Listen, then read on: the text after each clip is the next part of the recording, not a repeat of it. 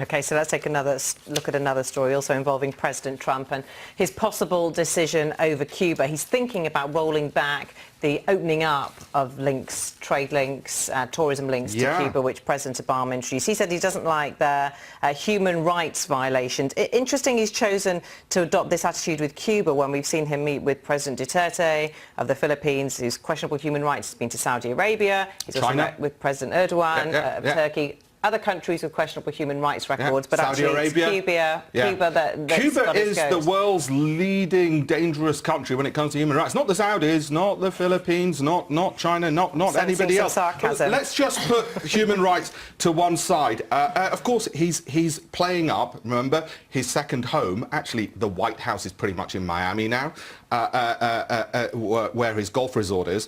He's playing up to the Republican wing, the Cuban Americans and the Republicans, and that's fine. You've got to play up to your local constituency. I was thinking, whilst you're in the business of rolling back, I don't think the Americans have got enough nuclear missiles. They should roll back all those treaties from the 80s and 90s as well. I mean, you want shinier new missiles. You don't want the Russians having the best ones. Segregation, bring that back, Mr. Trump. All these brown and black people mingling with white people. Whilst he's at it, just roll back a whole load of other things. What would he want to achieve from this? What benefit would it bring? It's his voters. He had promised them, and you get what you vote for. He had promised them to the Cuban Americans, people like Marco Rubio on the right wing of the Republican Party, that we want a tougher stance on little old Cuba, dangerous Cuba, because these are exiles, and they're clearly holding bitterness towards their former homeland. I mean, Cuba's pretty much crippled and on its knees anyway. I mean, pick on somebody your own size if you're going to pick on anyone.